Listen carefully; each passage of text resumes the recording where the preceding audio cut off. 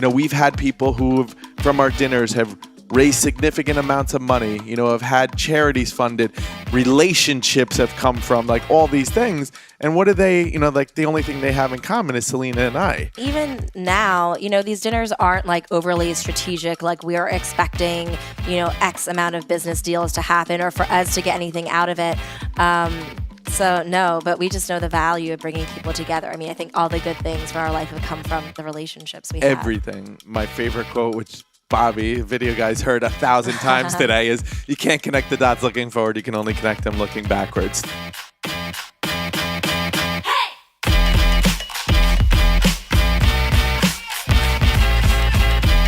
Ladies and gentlemen, welcome to the Community Made Podcast. I'm your host, Jason Gaynard. Now, as you know, this season is all about how to grow, nurture, and amplify your business relationships. In the first few episodes of this season, I shared 3 unique stories which served as examples of how to reach the unreachable and befriend celebrities and billionaires. I shared my playbook on how to foster deep and genuine relationships with people at conferences and networking events, even if you're an introvert. And I also shared how to become a catalyst of sorts by hosting mastermind dinners of your own. In today's episode, I sit down with 2 new friends of mine, Selena Sue and Chris Winfield. Selena is a publicity and marketing specialist who helps experts, authors, and coaches go from hidden gem to household name. At the time of this recording, she was actually in the process of releasing a great course called Impacting Millions. So for more on that, visit impactingmillions.com. And then we have Chris. So Chris is a man of many talents. He's a longtime entrepreneur who had a sizable marketing agency in the past, and he's also known for his expertise in publicity as well. He's done a lot with Entrepreneur Magazine specifically and hosts a great event called The Unfair Advantage, where he walks people through how to leverage their connections with the media and influencers for credibility, authority, and profit. For more details on that event, visit events.chriswinfield.com. That's CHRISWINFIELD.com. Now, reading out both of these bios, both Chris and Selena are marketers. They both have strong relationships in publicity, and they both live in New York City. So deciding to partner on hosting dinners, to me, it's just a natural fit. It's a natural win-win. So in this episode, we sit down to learn how their divide and conquer mentality has allowed them to host some of New York City's biggest names in publishing and publicity. A few housekeeping things that I'd like to add before we jump into this great conversation. First is we highlight and touch on a handful of principles, I guess you could say, that are covered in my book, Mastermind Dinners, Building Lifelong Relationships by Connecting Experts, Influencers, and Linchpins. This book has sold surprisingly well, has over 4.7 stars out of 5 on Amazon, over the last 215 reviews. If you're a member of the Community Made group, you can get access to a free PDF version of the book in the resource section. If you're not a member, lucky for you, joining is free. Simply visit communitymade.com to get access. Second, we decided to take some of the concepts of this season on how to grow, nurture, and amplify your business relationship and go deep in a live, intimate workshop setting. I love facilitating workshops and live experiences, and we decided to announce the first workshop. Surprisingly, it sold out really quickly, so we decided to do a second. So for dates and availability on that, visit superconnectorworkshop.com. That's superconnectorworkshop.com. And third, if you're a fan of what we're doing here at Community Made, I would be forever grateful if you would share this podcast with a friend. I specifically avoided traditional marketing methods of building an audience for the podcast because I don't care for vanity metrics. I don't want a lot of listeners. I want the right listeners. And I'm a firm believer that amazing people like yourself know other amazing people. So if you know of someone who could benefit from an episode of this season, please send it along to them. Besides that, that's it. Let's get right to it. This is such a great, intimate conversation with Selena Sue and Chris Winfield, so enjoy. Listen, I am incredibly excited to finally sit down with both of you because it's been years in the making on some level. Selena, we were originally introduced, so I knew of your name, probably since like 2013 through like Derek Halpern and then like Dan Martell and Todd Herman. Your name just kept on coming up in conversation, and I actually looked at my email to see like what was the first like interaction or introduction we had, And from what I can tell, we were introduced through John Corcoran, Oh, yeah. which I didn't even know that's the one who facilitated the introduction. So I remember we had a call at one point in time, and then haven't really touched base since. Been still a fan of yours from afar, like learning about you from what you post on social media and that kind of stuff, and seeing what you're up to, but never had an opportunity to actually kind of sit down. And you host these dinners. You and Chris both host these dinners, and that's actually one of the core reasons, selfishly, I wanted to sit down, because I don't think either of you have read Mastermind Dinners, which is the book I wrote on dinners, which is, to me, incredibly exciting because it means you haven't been influenced by it at all. So I'm so excited to hear about how your dinners came to be, the structure, the format you guys use. I mean, I've seen the photos of your dinners, which are always stunning. So we'll talk about that more in a second. But so I have Selena right across from me. To my left, I have Chris, who I just shared a lovely dinner with. This is the first opportunity we got to sit down, actually. Again, your name came on my radar through a few people. I think you spoke at Todd Herman's 90-day year. Last year. And somebody who's part of Mastermind Talks was in the audience, and they're like, you have to get Chris to Mastermind Talks. And I was like, okay, cool. I've heard his name before. And then literally, I think you reached out to me afterwards, and you're like, hey, I've heard about Mastermind Talks. And then we started talking, but never kind of followed up too much because you're a very busy individual with, cameras following you across the city and stuff like that.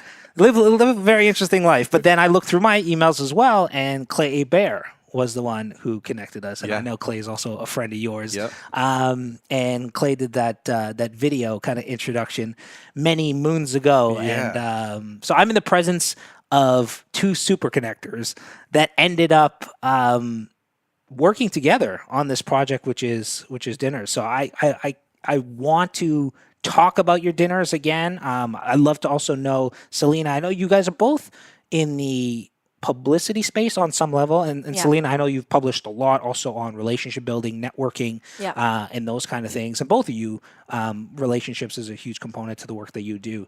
So there's a lot that we can jam on in that regards. But I'd love to know, how did two quote unquote super connectors initially connect? Do you guys remember?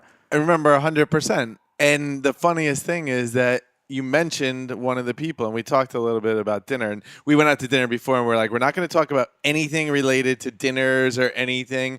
And also, I'm so happy to hear that you're okay that I didn't read Mastermind Dinners, because I wanted to just kind of gloss over that. No, I'm glad. So a little heartbroken now, but overall, it'll make a better. I only read books from 1920s. So we met at a dinner that Selena and Dan Martell had thrown together in New York. Yeah, it was about a year ago. Yeah, a year and a half, July. Yeah, well, it was June 30th. I remember the date. So Dan was coming to town, and we discussed, hosting a dinner party together. I would invite a group of people. He would invite some people. And I knew pretty much every single person at the dinner party except for Chris Winfield. I had heard his name, but we had never connected before. And we were sitting at other sides of the table. And so at the very end of the night, I kind of came over to him, and he was looking to talk to me too. And we just really hit it off, and we just talked for, a very, very long time. Hours, yeah. And, I could just tell that Chris shared that passion like me, of connecting with people and being that super connector, helping people. It was like I'd met a kindred spirit. And then Chris said to me, it's so great that you and Dan are doing this dinner party, but Dan doesn't even live in New York. Dan lives in Canada. Why don't we do something? And I was like, okay. And so we started, I think our first dinner party together was a couple months later in September. We did maybe one or two more before the end of the year. And then we started doing them pretty much monthly. Yeah. And we just started just kind of working together, helping each other, just supporting and, whatever, in whatever way. And that's I think just like when we were at dinner tonight, and, it's like there's so many things I just kept saying, I'm not telling you anything you don't know. I'm just saying it in a different voice. And it's the same way with Selena, we approach things, we have a different styles of things, but our heart is in the same place, and our vision is in the same place. So when you find that, it just, our whole thing is 1 + 1 = 11, instead of just looking at it as 2. So have you, prior to that, because you obviously co-hosted this dinner with Dan, and Dan actually, I love his philosophy around this, is where he does go to cities and he partners with somebody every time. He invites half the people, they invite half the people, and they kind of collaborate on the dinner. Up until that time, did you host dinners of your own? Yeah, I'd been hosting dinner parties for a couple of years. So okay. I had a publicity mastermind that I started in 2013, and a big part of it was doing these media dinner parties, because I loved being able to coach people and help people get media, but I just knew that there was so much power in people actually meeting the media face to face and developing their own relationships. So I'd been doing that pretty regularly, but then I had put that mastermind on pause because I had launched a group program called Impacting Millions and needed to clear space for that. But I think there's a part of me that was looking to do these dinners again. And so when Chris and I, connected, it was just perfect. And you? So in my background, so a lot of how I grew my agencies was through dinners and through events. So Really? I do conferences, like these small, like about 100-person events, and actually get like lots of my competitors to come and speak and all these things.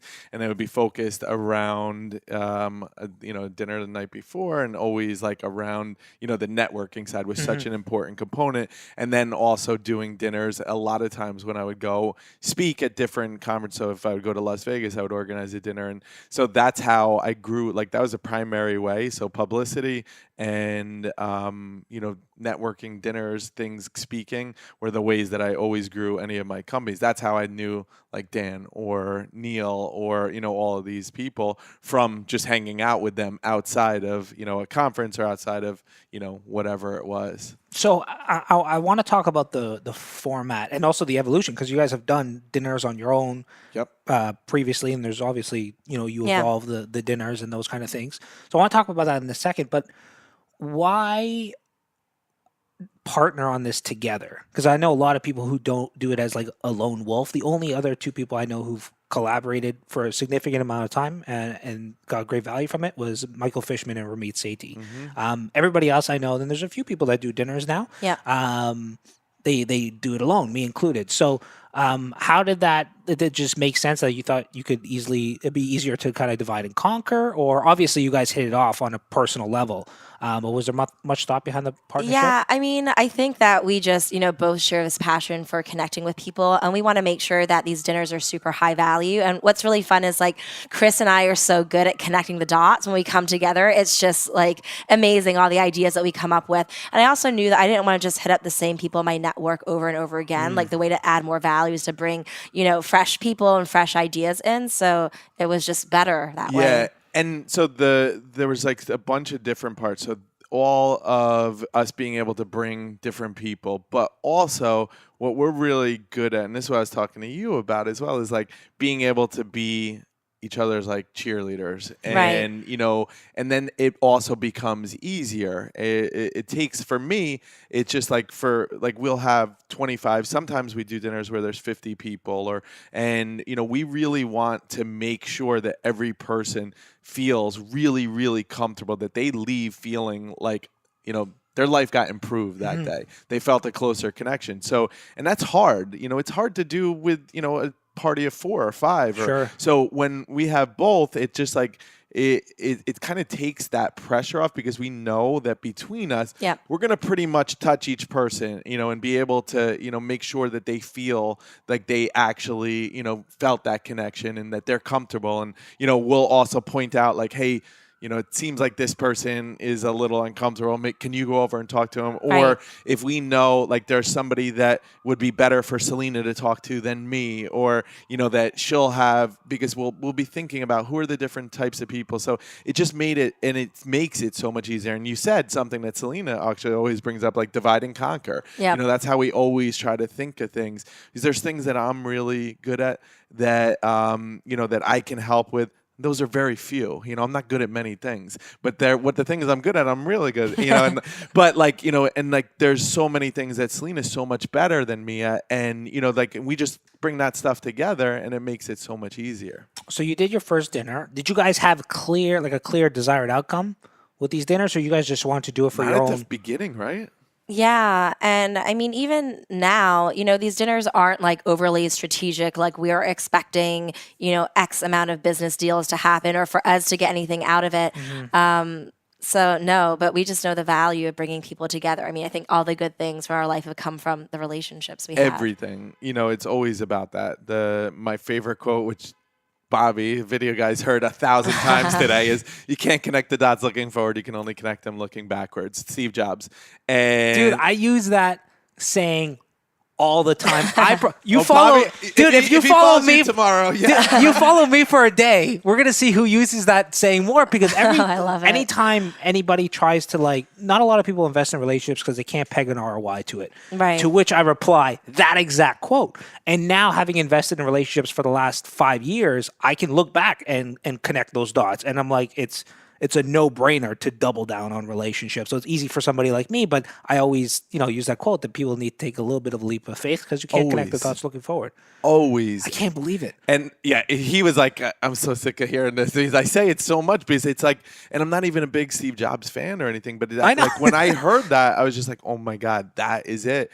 And what we're always talking about is like, the dots are almost always people, and it's almost always an opportunity in our job. And what we see is like to help people connect those dots quicker. And we know that by bringing people together, and if we're the catalyst for that, who are they going to also remember? And because it's like that thing of, people don't remember what you say or, what you did. They remember how you make them feel. Yeah. And, that's what we're always looking. And then like somebody being able to connect somebody to somebody else and like being that person, we've had people who from our dinners have raised significant amounts of money, have had charities funded, relationships have come from, like all these things. And what do they, like the only thing they have in common is Selena and I. And, that's like, regardless, anything happens financially for us or anything, we know that we're building all that goodwill. And the way that the universe works, not to go too woo, but is like, it has to come back, the same way if you're a jerk, it has to come back. Sure. Well, it's funny. I smile, and you can catch this on camera. You can't catch this through podcasting, but I smile because the Maya Angelou quote is also a quote I use a lot. So I feel like you're reading my journals or something like that, or my diary at home, because these are all like sayings It's amazing. Yeah. Oh, that reminds me of the Danny Mayer quote. I'm sure you know this one. Like, business is all about how you make people feel. It's not simple and it's that hard. That has been my email signature for the last 19 months. Oh, God. This is going to be a redundant podcast because we all think the same. Exactly. Thank you. This is great. And 2 dinners, folks. And scene. No, so let's talk format. What did that first dinner look like? Actually, take me back. Take me back to when you were doing your dinners. What did that look like? And when you were doing your dinners, what would an average kind of dinner look like format-wise? Yeah, so when I first started doing my dinners, they were part of a mastermind program. So it kind of, made sense that like I was hosting it and, paying for everybody. So it might a mix of like media people and of course the entrepreneurs I was working with, who I felt like would be perfect for their media outlets.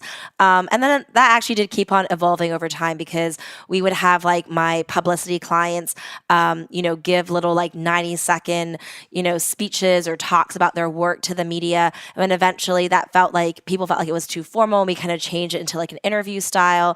But with the dinner parties that Chris and I do, they're more casual, and they've definitely evolved from the first time. I mean, I remember the first time that we did it, we hadn't like planned it out in detail, and there was like 1 or 2 people that had to leave early. I remember one person, gave me like a $20 bill or something. And, if you live in New York, you know that like a drink is like $20. You just spent more at Starbucks on those 3 waters you bought. And Chris was such a gentleman, and he was like, because I had this $20 bill, I didn't really know what to do with it. And Chris was like, just give it back to him. Tell him that I'm just going to pay for everybody's dinner. And I was like, oh, okay. Thank you, Chris. And the next time we did it, like we split it, and that just has really worked. I think the dinner after that was probably the dinner when Pat Flynn was in town. So Chris and I will sometimes do dinner parties in people's honor when they're coming to town. And I really admire Pat Flynn. I didn't really know him well, but I was on his email list, and he said, I'm coming to New York to speak at a conference. I might have some time to meet up with some readers. And I reached out to him and I said, so exciting that you're coming to town. I was curious if you would be interested in me hosting a dinner party in your honor. dinner. I've done this for people like John Lee Dumas and Chris Ducker, who are two really good friends of his. Sure. And I was like, here are some people that I think would be great to invite to the party. So people that he knew, like Ramit Sethi, Derek Halpern, Kim Luna. And, he was so honored and excited. And as I started talking to Chris about it, Chris kind of offered to partner up with me and help me host it and help pay for the dinner.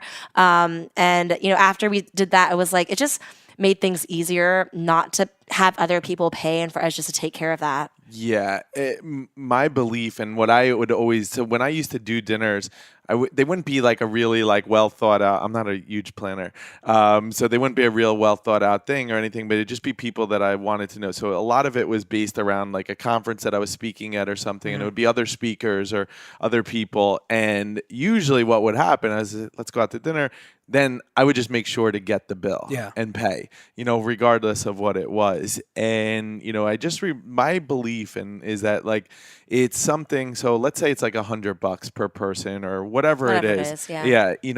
That like, it's not like that's, and whatever, but it's not like that's a huge amount. Most of the people that I'm, that we're with or whatever, but it's that act, and it also just removes, like, to me, somebody's giving up hours of their time, so the least that I think that can do is to just like, it's like almost a way of compensate or just like removing that barrier of, like not coming. So I just think it's like, because there's a lot of like, we've had and also the most important thing is getting the right people in the room. I mean, we could charge, the cost of the dinner, some of them are like $150 per person or over $200, but like, like the value of getting that money is not really that meaningful to us. What's more important is getting the right people in the room and us also having the chance to build new relationships. That's way more important than $100. 100%. Exactly. And it's just like, so the way that we were, and like what we started to say was, it was, because the dinners cost like a few $1,000, but we're like, that's the best money that we spend all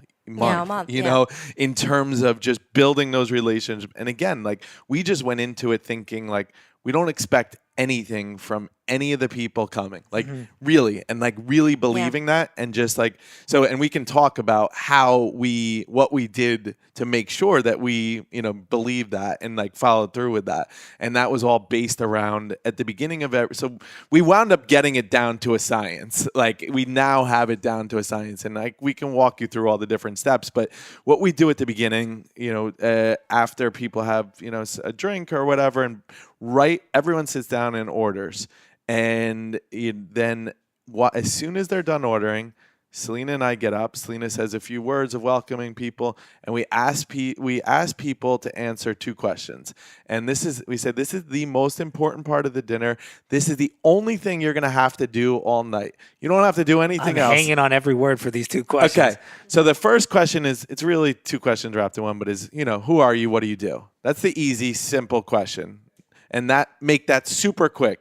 The second question is the most important part of this dinner. And that question is, what do you need help with right now?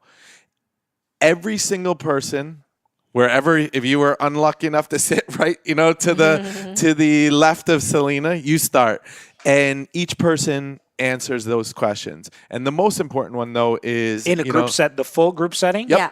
Okay. So and we go around, and if somebody, we try to give them like everyone about 45 seconds. If somebody's going too long, I'll move them, past Which is that. awesome that you do that. It doesn't matter who it is. Sometimes we'll have like at the smaller dinner parties, we'll have up to 25 people. So if someone goes an extra minute long, or if everyone does, it's an extra half an hour. So you got to keep it on track. I'm like, all right, we got it. So in a nice way. But everyone answers those questions. And the most amazing thing is that, and we have the people that come to our dinner, we can talk a little bit about that, are, top people in the media, influencers, entrepreneurs doing really cool things, but really, people that are busy, but also people that all day long, just as like we were talking about, people are asking them for something all day long. Sure. Multiple people asking them, pitching them, asking for money, whatever it is. So we flip it and say, what do you need help with? And the cool thing is that we make it a really safe space for people. And I think it's just because, however, because we actually care and people can pick that up. And, we're not looking for anything. We don't want anything. And everyone goes around the table and answers that question. And the coolest thing in the world is that people actually answer it, most of them, honestly. And it's not all about business. We've had people say, I'm looking for a boyfriend. Yep. I'm looking for a girlfriend. I've lived here in New York for 3 years. I don't have any friends. I want to have somebody to do stuff with. Somebody, and the coolest thing It's about funny that. because one of the people that said that was like one of the most connected people. Yes, exactly. And, best-selling author and, somebody you would think you would never expect that. Now, the cool thing about that is not only does it allow people to actually other people to try to say like during it, like I can help you with that and this and everything like that. The really cool thing is that it breaks down all this like bullshit that we see in terms of everyone's highlight reels. And you see that person, just like Selena just said, like the person who said that was like probably the last person you would ever think would say that.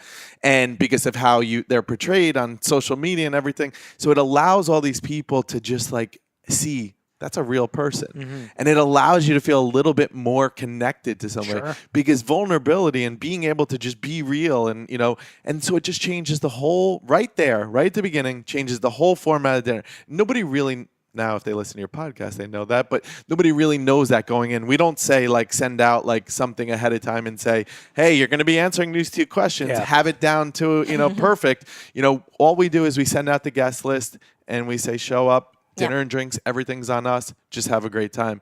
But when they get there, they answer that question. And then what happens is like other people throughout, then who you go to talk to, who you can help. But it really, I think the important thing is it breaking down those walls. So 2 questions. One, what's the size of the dinners? So between 25 and 50 people? Is that accurate? Well, for the smaller dinners, they're typically between 15 to 25. 20 to 25 20 now. to 25. Well, yeah, 50. it's grown over time. Yeah. Yeah. And then the big dinners are 50. 50 plus, yeah. 50 plus. I mean, also part of it has to do with space, in New York. Do you have a preference size-wise? Like what would be the perfect size?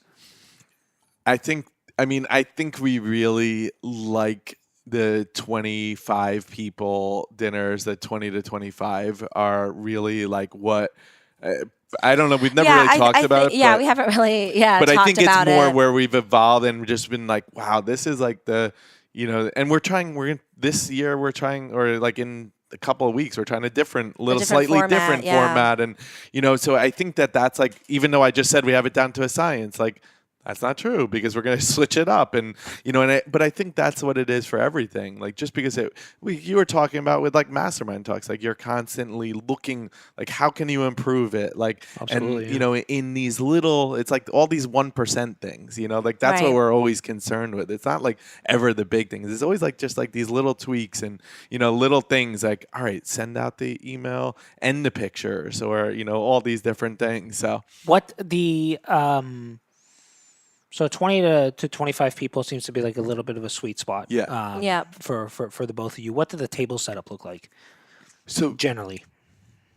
Oh yeah, it's just like it's a long table. Everybody at one table. Yeah, everyone at one table. But for our bigger dinner parties, like 50 people, we'll have like tables of 8, 8 or 10, and then we do the the whole exercise about how I can help you just with your table of 10. Got it. Just because if all 50 people were talking, it would be like an hour plus. Yeah, exactly. Yeah. No, this is great. This is very different. This is awesome. The one definitely similarity that we share is paying for the dinners. Yeah. Because I know some people. I don't know if Dan pays, I think, sometimes, but he also charges for them sometimes too. And I know Ramit Sethi and Michael Fishman always paid for the dinner. Yeah. So there's kind of different philosophies there, but similar to what you guys said from an ROI perspective, like it is a drop in the bucket. Like Right. I've spent like this last month, I dabbled with Facebook ads. We spent like $7,500, and I was looking at the people who came in through the funnel and engaged with it. I'm like, these are not my people at all. And I'm like, for $7,500, I could have hosted 100 entrepreneurs at a dinner. And like the ROI from that is bananas. Right. Exactly. Even though you don't do it for the ROI reasons, just naturally, if you put Yeah. 100 great entrepreneurs together in the room and you become top of mind, it's a whole like top of mind, tip of tongue thing. Like it just, it's yeah. Yeah, I mean, I think It's a another no-brainer. thing for Chris and I is like we really value developing relationships with the media because when we meet someone who's amazing, like we just love being the person that can help blow them up and make sure the rest of the world knows about them. Yeah. And with the media, like people are asking them for things all day long. Like write about me, do this. They're on Sure. deadline. They're stressed, and also a lot of them, they're not making as much money as some of our entrepreneur friends, so Sure. they're not going to pay $100 or $300 to come to a dinner. And so we just want to develop those relationships. And honestly, like those relationships are pretty hard to develop because they've got hundreds of people emailing them every day. Their default is just kind of like ignore the email. And we want to be that person who has a real friendship and relationship with them. And when we do, want to run an idea by, which we think could be a win-win, we can just send them a text, we can pick up the phone, we can send them an email and hear back in a couple of minutes versus being, someone else who basically can't get a response. Sure. No, I mean, it's the one thing I know you want to say something. I just want to make mention, like the one thing you made mention of, which I think is a really valid point. When you do pay for the dinner, it goes both ways. Like on one side, it removes that as being an objection, so it just makes it much more of a no-brainer.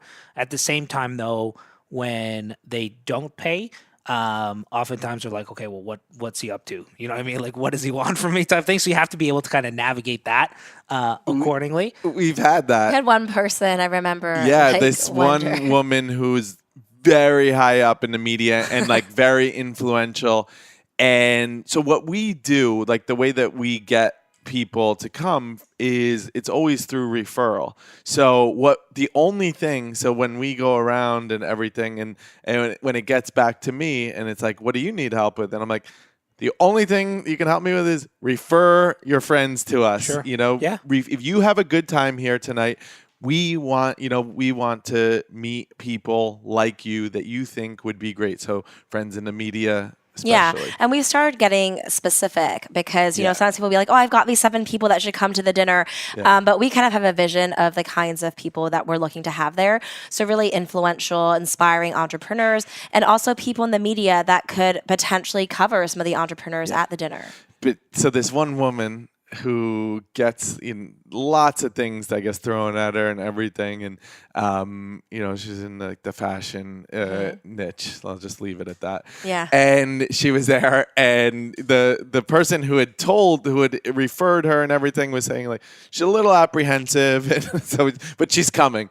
And we went back and forth a little bit. She's like, I don't even know if I can give you her email. She's so private about it and all this. It's like, all right, it's okay. And so she came and she had an amazing time, amazing, like much better than I thought she was gonna, based on our previous interactions.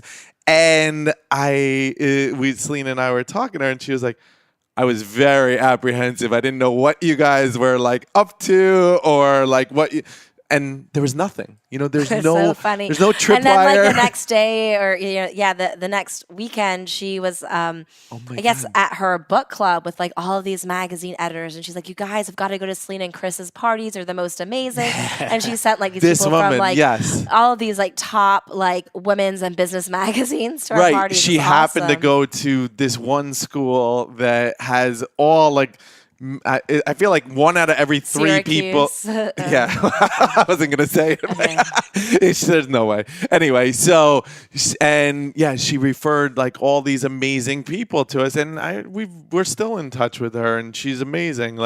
But there's that thing, and especially like we're in New York City, and like these people are getting invited to everything, and which there's also a lot of goes back. Yeah, especially for the media, because they're always being invited to events where there's exactly free events. Yeah. So we want to make it that thing where people just leave feeling like, wow. Like one of the big things we hear is like, I go to a lot of networking events, and this was so much better. We're like, it's not a networking event. Like, this is like, you're here to make connections. You're here to make real friends. Like, you're here to get help, and like, just like changing that whole thing. So the initial invites were basically both of you merging your Rolodexes and inviting a slew of people. Now it's much more through a referral / nomination process. I don't think we invite anyone ourselves at this point. Like we have, so we started to systematize it a lot. Like Selena, like had everything is like run in like a Google spreadsheet, and we'll map out what are the dates going to be, and then we'll start just like matching people up, like that would, all right, this person would be good here, or that's gonna like timing's gonna work or whatever.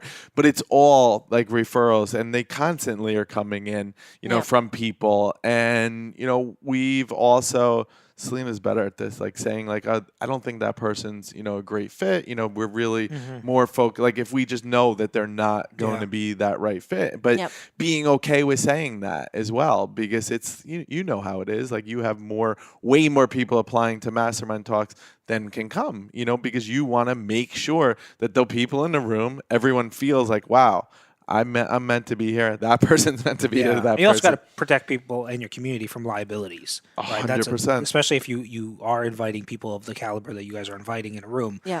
Last thing you want to do is put them in a scenario where, they could be exposed to somebody who, I see Chris smiling. I think we've all had scenarios like that. I think we had one person who was like, and he came like. Oh, I remember. He came from like a really like, like he has a big job at a major publication, and he was just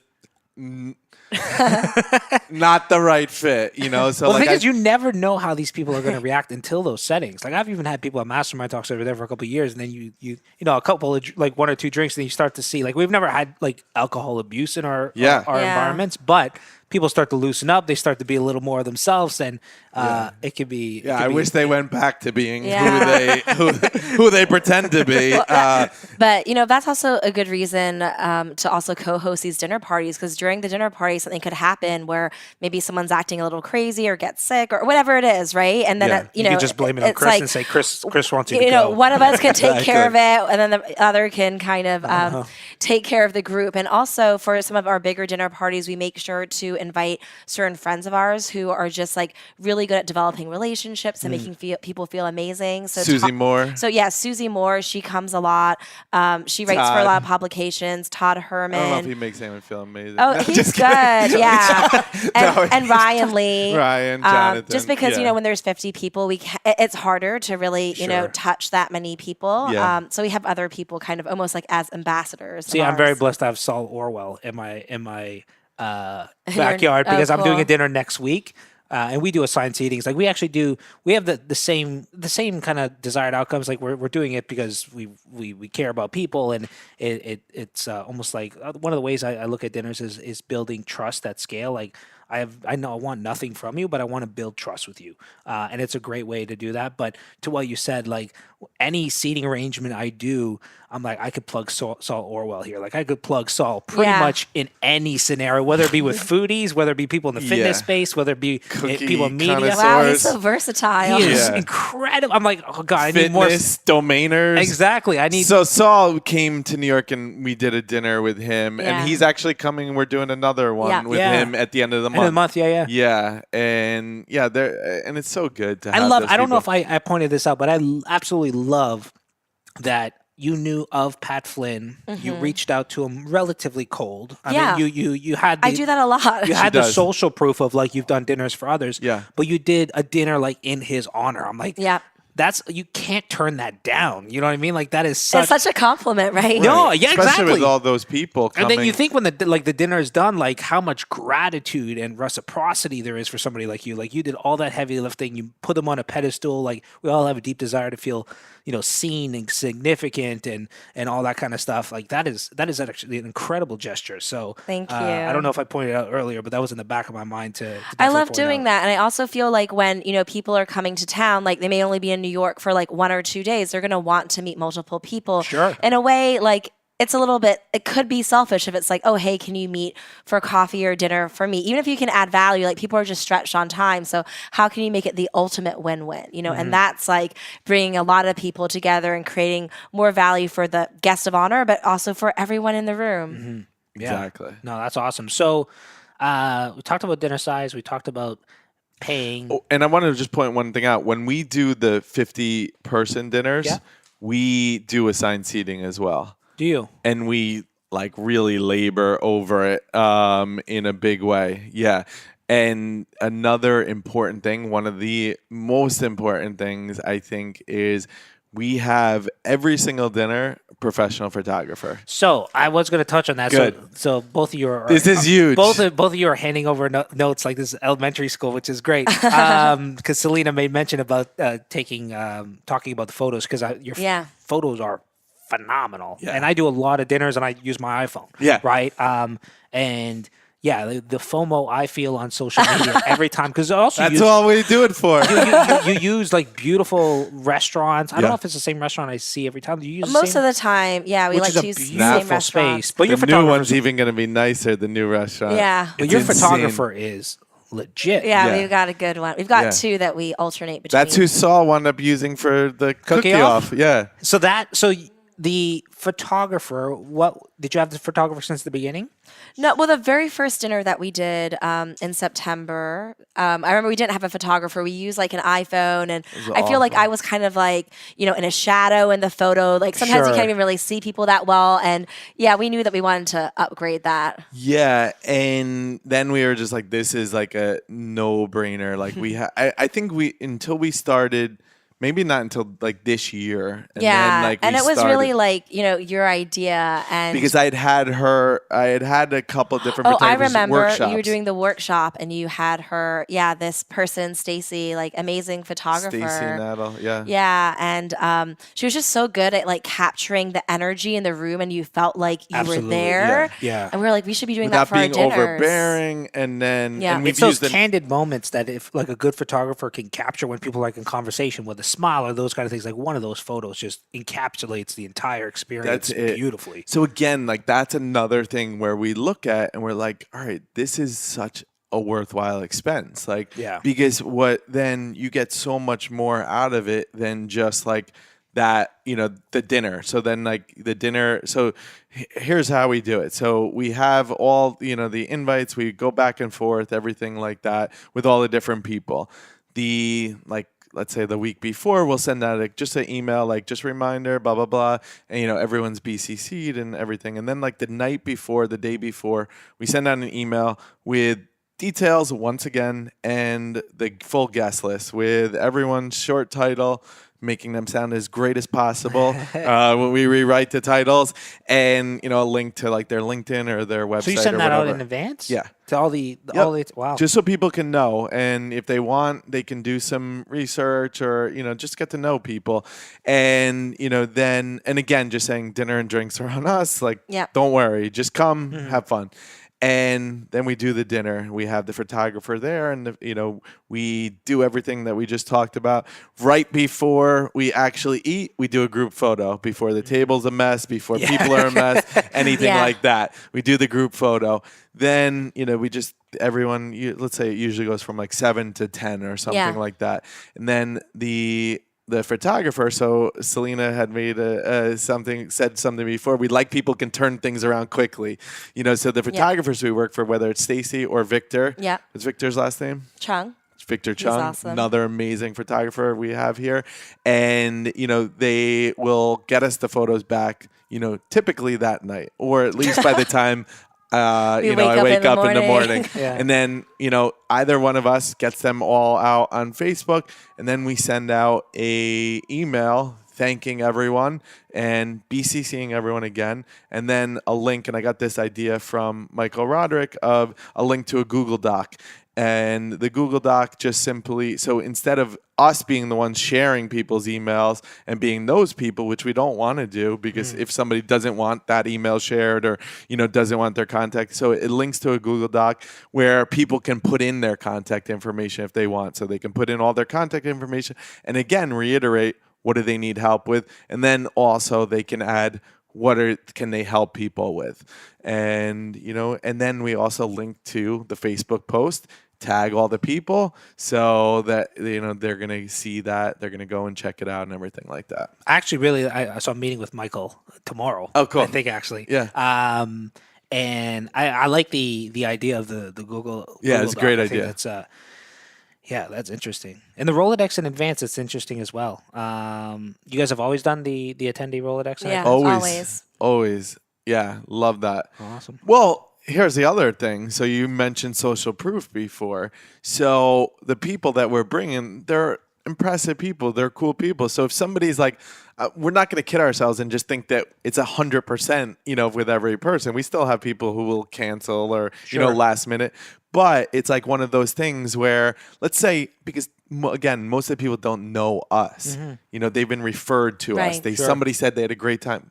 Okay, great. So, but what happens, seeing it the night before, the day before, and being like, oh, wow, like, all right, I actually really want to meet that person. Or, oh, the senior vice president from MSNBC is going to be there. I want to work at MSNBC, so I'm going to make sure I'm there. So it's that, that whole thing, just like getting somebody like, all right, I'm going to definitely be there now. Yeah.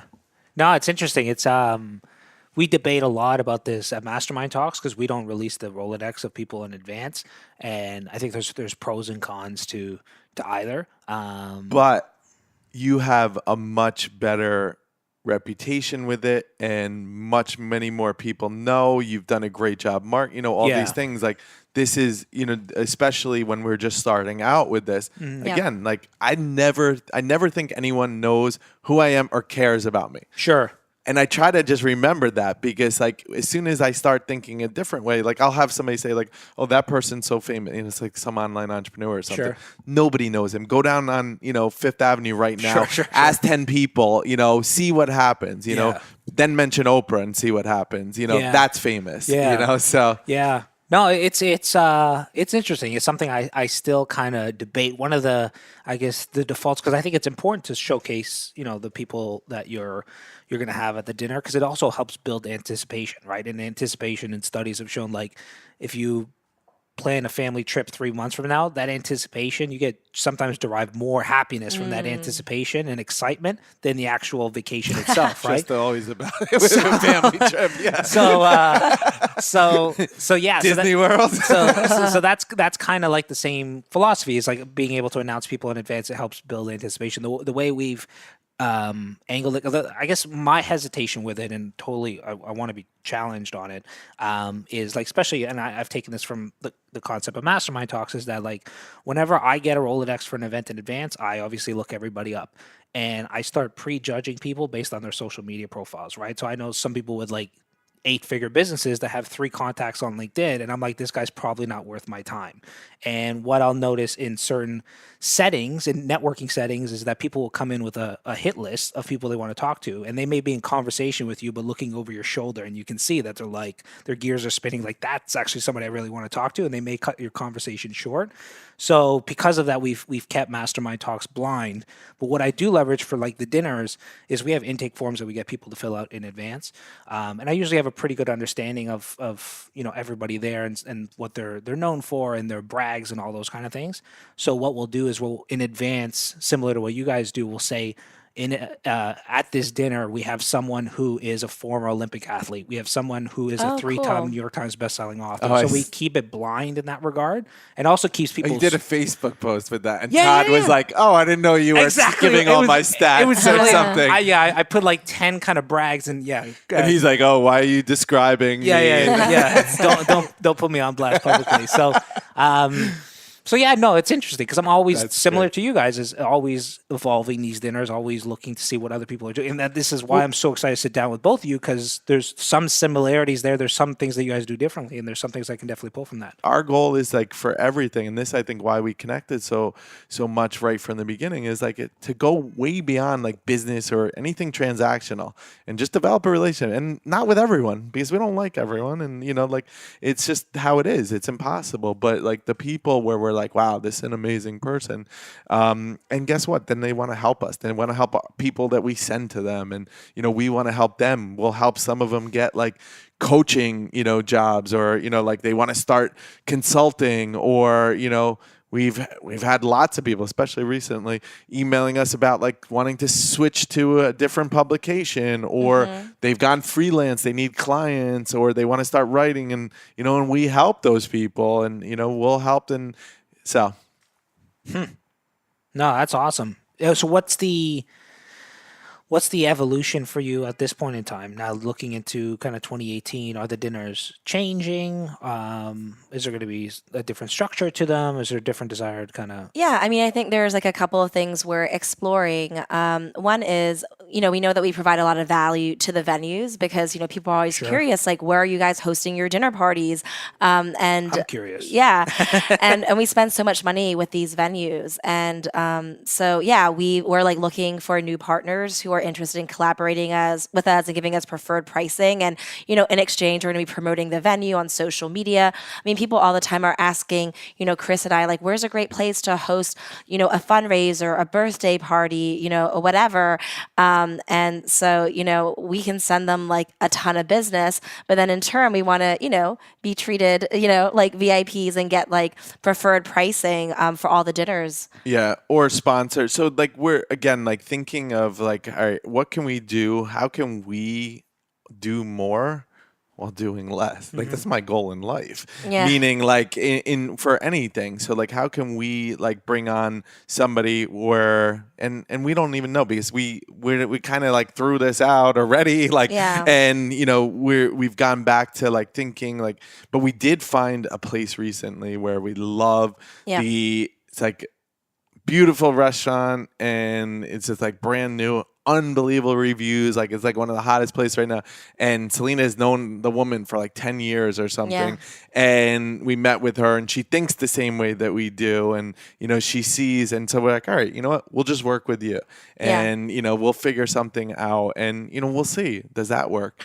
But I think that overall, I don't think I think it's like these continued like little 1% tweaks, just like how do we like change something a little bit? How do we just like, make it like, again, like it goes back to like sending out like an email like at a specific time or like, it sounds so stupid, but like even saying it, but it's like, it is like, how do we just make sure that people connect more? And also what we took like the last month off because what we realized is like, we'd met so many people. So we sent out thank yous to everyone right around the new year. Yeah. And it was like 100. It was like 150 plus. Yeah, 100. People. Like I think it was like 167 people overall, or something Yeah, like that. sounds right. That we had at our dinners like over the last year.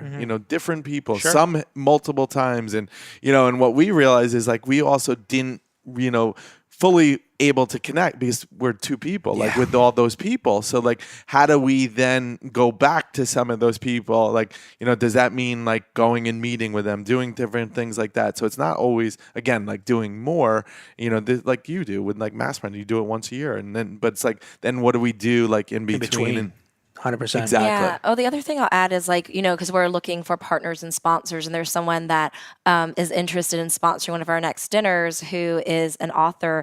And I think that like people who have books coming out soon would be the perfect people to partner with us around our dinners because we can bring so many, influencers there that have massive email lists, like media from, Business Insider, Forbes, Oprah, Literally, Glamour, New York Times, all these places like there.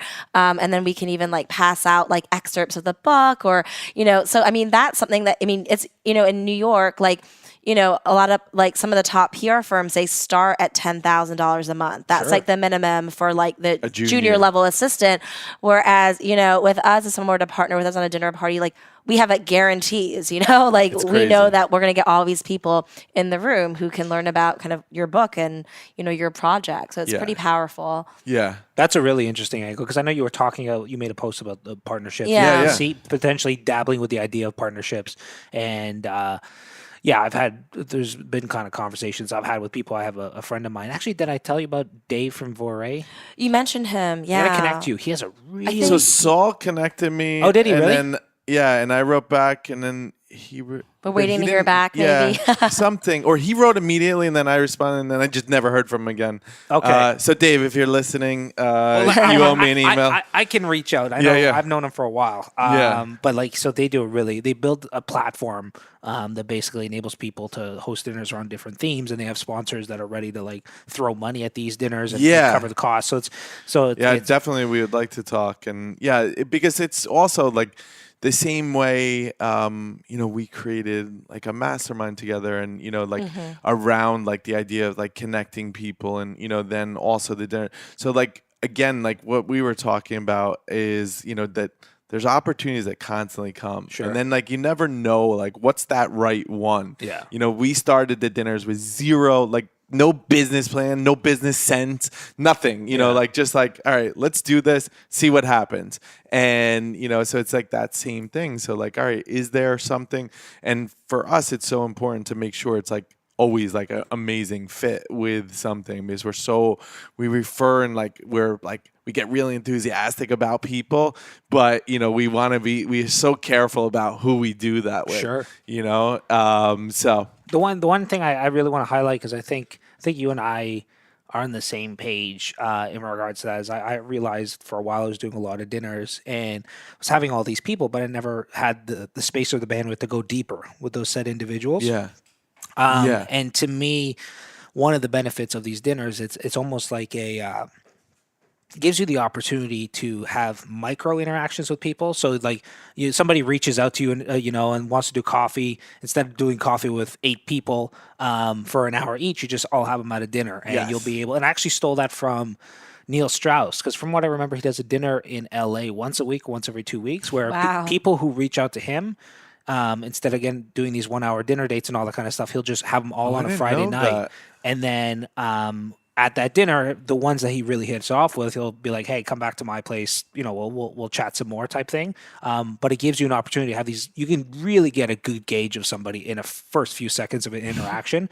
And that's kind of the for me, it's like a great environment for that, to like assess, like, do I want to go deeper in this relationship or not? And if not, I paid for their dinner. It was great to have them out. I don't burn that bridge or anything like that, but it gives me an opportunity to really have a good understanding of who I want to go deeper with. See, you paid the dinner to save the time of it's like that. It's from Goodfellas or Bronx Tale. Because even in a group of like 20 people, you can easily kind of micro connect with everybody, or see how they navigate the room and all those kind of things. How they talk to people. And have a really good understanding. That's a really good point. Yeah. I like that a lot. I just want to say one thing that I think is really important. Like, if you want it to be a breakfast, if you want it to be 4 people, 100%. If you want it to be a lunch, happy hour, like, do what's right for you. Like, again, we're in the middle of New York City. So when it's our business, connection and this side. So, just because like what we're saying, like if you're in a small town, don't think like, oh, I'm not in New York City, so I can't do that, or I don't have a partner, or, like I do every time that somebody asks me, I'm always suggesting to partner up with somebody, because it's going to help automatically to expand your network. Yeah. Automatically, because, and just say you invite, let's say you're going to have 8 people, plus you 2, it's 10. You invite 4, I'll invite 4. Yep. Here's the type of person, and this is like, just start there, and it can be so simple. And you figure this stuff out as you go along. See, I gotta relinquish control, because I am a control freak, and that's the only problem, is that like partnering with somebody on a dinner, just I don't have control over like who's there and all that kind of stuff. And to me, being the control freak that I am, can be problematic. But I totally see, like, I see the magic that you guys have and how you can divide and conquer and do. I mean, you're doing a lot of these dinners. It's like a pretty frequent cadence, and they're sizable dinners and all that kind of stuff. So I definitely see the value in it. I may just got to maybe my goal for 2018 is to loosen up a little bit. Yeah, let go. But no, this has been awesome. I'm trying to think if there's anything else. I have a lot of notes here, things that I'm going to apply. The mastermind. So the mastermind stemmed from the dinner. Why is it in New York? It feels like the city's always on fire or something like that. It's always in chaos. There's always some kind of. There's 6 million people in a 4-block radius. There's a lot of things can go wrong. Exactly. It's crazy. So you ended up spinning off a mastermind because of our, or like was I guess was the dinner. I guess what I'm trying to point to is like now looking back again, you can't connect the dots looking forward, but you can connect them back, because you've been doing these dinners for how long now together? About a year and a half. Yeah, a year and a half at this point. So, what is there an ROI that you can point to that has stemmed from it? Whether it be a door that has been opened because of an introduction, or definitely. I mean, I think the ROI is actually massive. Indirect and indirect ROI. Probably indirect ROI, in which I think is, oftentimes, especially in our Facebook ad, everything measured to the exact cent world, that everyone's always looking for that. Always that direct ROI. Yeah, I mean, I think for us, it's also really helped us kind of build our reputation. That's what I mean. Because, indirect. for example, there are people who travel across the country and they go to 7 different conferences and, over the course of a year. But I feel like, with these dinners that we do and everyone is tagged, everyone is seeing, in their Facebook feeds, oh, there's Selena and Chris. There's Selena and Chris. Oh, they know this person. They know that person. I think it just opens up doors for us. It's really easy for us to get in touch with people. And there are even people in the media who we've never met before, but they know who we are because 100%. they've seen photos, on social media, and they've been hoping to get invited to the dinner parties. And it allows us to serve our clients and friends and colleagues in a bigger way. And that's just 100%. so rewarding. And I think, both Chris and I, the most rewarding thing for us is to be able to open up those big doors for people and to connect the dots and make things happen. Because in your mind, you can connect the dots, but you also need that relationship, to facilitate, those connections. And so it just makes everything easier and faster. Perfectly said. I want to end it there, but I do. I know. Another Drop question. the mic. I do want to say, it's a headset, so don't drop that. I know. It'll be expensive. Throw it But on the floor. one interesting thing to note as well is the importance of kind of being known locally. Because the one thing is I've gone to a lot of events and you build this great kind of network all over the place. But I realized about 2 years ago, I didn't have a great kind of peer group kind of locally or great connections locally. And I saw the value of being kind of well known locally. And when people came to the city, me being the first person top of mind, right? So when I come to New York, I probably know, I don't know, hundreds of people in New York. But you guys were the first ones that came top of mind. If you come to Toronto, hopefully you think of me, but you also probably 100%. think of Saul and his cookies and those kind of things, right? Yeah. So that's kind of the nice thing too of doing the dinners you do and just going real deep. It's huge. Yeah. It's huge. I think it's also, and I'm glad that you said about the peer group or building those relationships locally and, having that, because actually the dad mastermind group that I'm in stemmed from the Pat Flynn dinner. So I'm in a small 4-person mastermind, me, Jonathan Fields, Todd Herman, and Ryan Lee. That came from the, and we meet every 45 days and, it's been amazing and we're all dads and, we all do something similar. But that, the idea, they had kind of the idea, they didn't just have they'd never started, they didn't have that 4th person. And then I met Todd and Ryan at the dinner that we did with Pat Flynn, and we didn't talk about it. We joked around the entire time and laughed. And, and I think that's a really important thing also just to note is we're rarely talking about not everyone's sitting there and be okay, what story are you working on? Or, what business, how much money, blah, blah.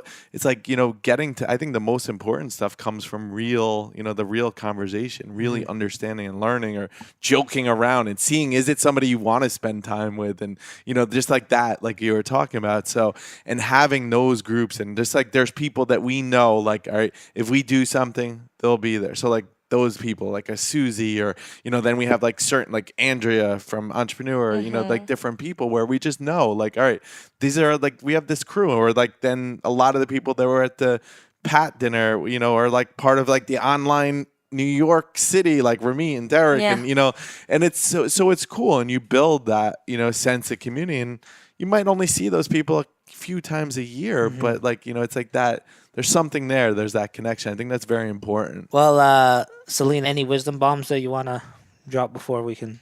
I think the other thing is just because, Chris and I are just so passionate about serving people, it removes any fear from reaching out to people, because people will say to me sometimes where do you get the courage to reach out to that magazine editor, that huge entrepreneur? But I think Chris and I know that if we're going to become part of someone's life, all we're going to do is add value and make their lives better. It isn't about us or proving ourselves. So that's why I've never been afraid. And I'm someone who is self-proclaimed introvert, naturally shy, but even right when I was starting my business, I would host these smaller champagne brunches and I would invite invite people in the media who I had never met before. And they would say yes, because I positioned the party or the brunch in a way that was really, fun and exciting. And so there may be people listening to this who think like, well, I don't live in New York City. I don't have the kinds of connections that Chris and Selena have. But, we had to build these connections over time. Like everybody starts at zero. So I just want other people to know that they can do it too. Yeah, and I think one important thing to kind of point out there, what I've discovered is that because I started, so I live just outside of Toronto in a city called Waterloo, where up until recently I didn't have a network at all. So I'm like, well, the best way to start building a peer group and a network is by doing a dinner. And it was, to me, like I've built a name. Yeah. Like when I first did my dinners in 2012, I was lucky if I got like a 5% response rate because nobody knew who I was. I had no credibility, all that kind of stuff. Now I can do a dinner. I came to New York like a year ago and did a dinner, and I invited 33 people, and 32 kind of showed up. Like it's completely different. So when people talk to me about dinners now, I'm like, I'm so disconnected from the early days of how hard it was. So I'm like, I'm going to do one locally, and I don't know anybody locally, so I'm going to start from scratch. And reached out to a lot of people cold. The truth be told, it was a lot of heavy lifting. Yeah. But the one thing I realized is that once you hit it out of the park with that first dinner, you have the photos, you have the social proof of the people who were there. Amazing people know other amazing people, so they refer other people. Yeah. I mean, by the time I did my first dinner, I had probably sent out 60 invitations. I got 20 yeses. The 20 that came to the dinner, I had a great time with them. I had a professional photographer. So afterwards, the 40 people who said they couldn't, I followed up and said, hey, here's some photos of the dinner. We'd love to have you at the next one. Yeah. Plus the 20 that did come, I said, hey, would you know somebody that to what you said, you're delivering so much value to them. They're over the moon. Yeah. They're always going to ask, like, how can I be of service to you? And I always say, like, who's a great person as well. And the next thing you know, you went from having 20 people at that dinner to having now a nomination list of 80 people. And then the ball just gets rolling. I mean, the other thing that I'll add to that is that, a lot of times when we post our dinner parties, like Chris and I will have people PMing me or, PMing us or commenting like, oh, I want an invite, or just kind of aggressively follow up. Like, how do I get on the invite list? And it's one of those things where you can't pay to be in the dinner. You almost have to like earn your spot by being someone who is, admired in your community. And so I think it's like important that all of us do things to build our brands, build relationships, build our reputations, because, these things are like priceless. You can't pay for it. I mean, the other thing I'll add is like there's this quote that I loved. One of my interns told me this years ago, but the moment you put someone on a pedestal is the moment that they start looking down on you.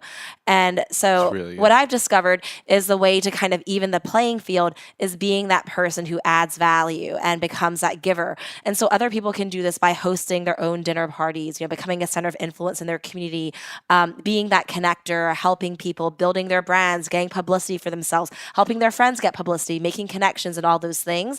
Sometimes people are like, oh, why aren't I a part of that? But a part of it is like, well, rather than complaining, like become your best self so that more people are gravitated to you and they naturally think of you for these kinds of events. Love that. No, absolutely. It's, no, I love them. I love the dinners. I love that you guys are doing theirs. I picked up a few things from this, so I really appreciate it. I don't want to. Part of me was like, I have another question. I'm going to stop it there because it's been absolutely fantastic. Yeah. Thank you, Chris. Thank you, Selena. Thank you, Jason. I really appreciate it. Love you all. That is it, ladies and gentlemen. Thank you so much, Jason. Yeah, Thank you. It's so awesome. good. And Selena and I are so passionate about this stuff, and and you've done it so well, and so it's so much fun to talk today. Maybe one of these days I will earn a spot at one of your dinners. You have an open invitation. Yeah. No, you got to play hard to get. You're like, oh, no, you got to be like, yeah, maybe. We'll submit an application. We'll talk. Let's edit that out. Maybe we'll let you. All right, everyone. Thank you.